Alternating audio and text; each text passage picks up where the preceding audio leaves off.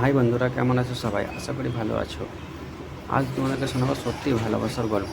গল্পটা শুরু করা যাক।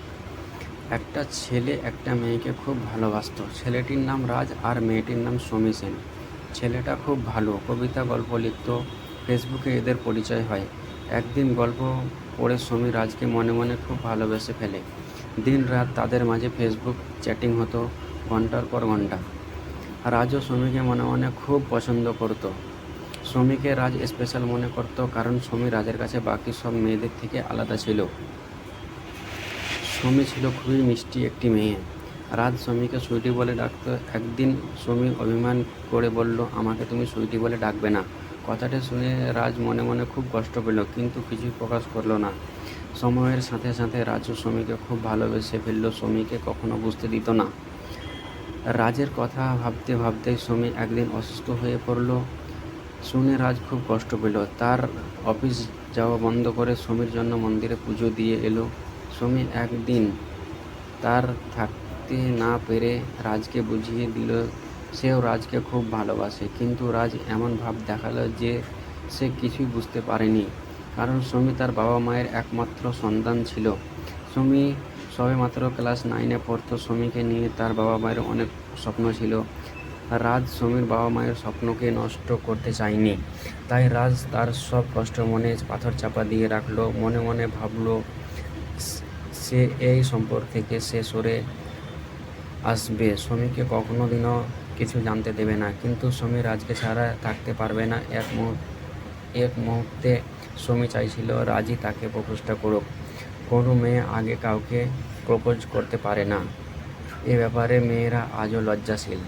কথায় আছে, মেয়েদের বুক ফাটে তো মুখ ফোটে না।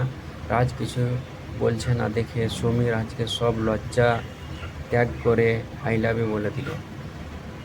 তাদের প্রেম সময়ে সূত্রে তাল মিলিয়ে আগে বাড়তে থাকে। একদিন সমী রাজকে জিজ্ঞাসা করলো, কেন তুমি আমাকে এত ভালোবাসো? রাজ জবাব দিল, কেন, কারণ আমার জানা নেই।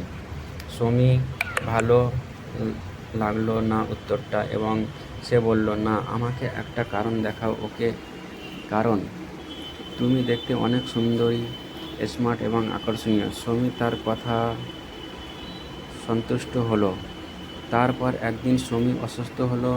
সুস্থ হবার পর তার রূপ লাবণ্য অনেক কমে গেল এবং সে দেখতে রোগা এবং দুর্বল হয়ে গেল। সমী এবং রাজ দেখা হবার পর সমী বলল, তুমি কি এখনো আমাকে ভালোবাসো? রাজ, না, এখন তুমি আর সুন্দরী এবং আকর্ষণীয় নও, তাই তোমাকে ভালোবাসি না। তাই কারণ অনুযায়ী আমি আর তোমাকে ভালোবাসি না। সমী কাঁদতে শুরু করে দিল। সমীর চোখের জল তার নরম গাল বেরিয়ে মাটিতে পড়ার আগেই রাজ সমীর মুখটা দুহাত দিয়ে আলতো করে ধরে চোখের জল মুছিয়ে দিল। তারপর রাজ তার হাত ধরে বলল, এখন বুঝছো যে ভালোবাসা কেন কারণ দিয়ে হয় না? আমি তোমাকে ভালোবাসতাম, এখনও ভালোবাসি এবং ভবিষ্যতে ভালোবাসবো, আর কোনো কারণ ছাড়াই। I love you Sami, I miss you সমী।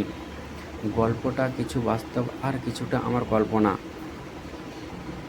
আমার সাথে মিলে থাকে, তাহলে সত্যি আমি খুব দুঃখিত।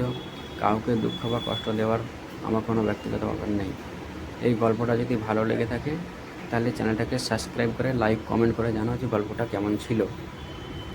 বাই, ধন্যবাদ, আসসালামু আলাইকুম।